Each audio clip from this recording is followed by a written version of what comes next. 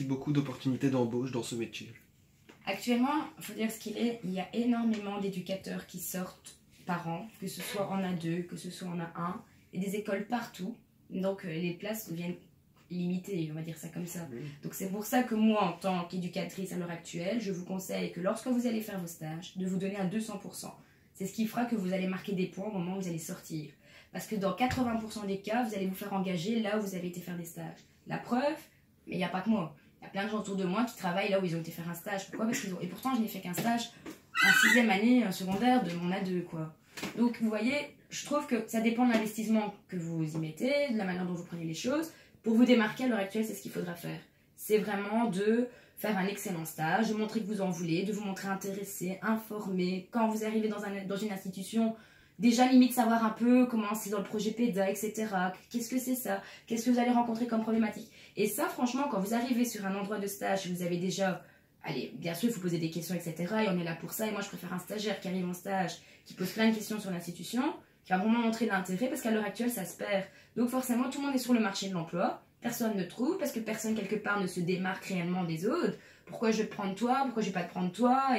Et pourquoi pas toi non plus, au final? Enfin, vous voyez, donc à un moment donné, vous allez voir que c'est très compliqué de trouver une place en tant qu'éduc. Moi, j'ai des gens avec qui j'ai fini mes études qui n'ont trouvé que de la place depuis 5 ans, ici, il y a genre 2 ans, quoi. Et qui, avant ça, ont fait technicienne de surface, ce genre de truc. Parce qu'à un moment donné, bah, il faut quand même trouver du boulot, parce qu'on ne peut pas faire son puissant de boulot. T'as le forum, t'as un tas de choses qui rentrent en ligne de compte, et que si tu veux du boulot et gagner ta croûte, il faudra à un moment donné. Donc c'est pour ça que moi, en tant que ancienne stagiaire, ancienne étudiante de l'école normale, etc., si j'ai vraiment un conseil à vous donner, c'est ça. Quand vous allez en stage, si vraiment vous avez choisi éduc pour les raisons telles qui vous sont propres, mais vraiment par l'amour du métier et tout, franchement, quand vous arrivez en stage, n'allez pas avec des pieds de plomb. Allez-y vraiment dans le but de vous imprégner et de vraiment voir si c'est ce que vous allez faire toute votre vie après. Est-ce que c'est vraiment ça? Donc autant vous investir comme si c'était pour du bon, mais au moins vous vous rendre compte de ce que vous pouvez apporter, de ce que vous... C'est une manière de vous connaître. Et la personne qui sera en face de vous, apte à vous engager éventuellement dans 2, 3, 4 ans, ben, c'est là que vous allez marquer des points. Parce que vous allez porter un CV dans une institution où on ne vous connaît pas et qu'on connaît peut-être Bérangère qui est venue il y a 2 ans et qui a fait un excellent stage, ben, ils vont plus prendre Bérangère, vous voyez ce que je veux dire. Donc à un moment donné, mettre sur un CV en écrit, c'est pas la même chose que d'avoir vu la personne à l'œuvre, quoi. Et il est rare aussi qu'on met les gens à l'essai, etc.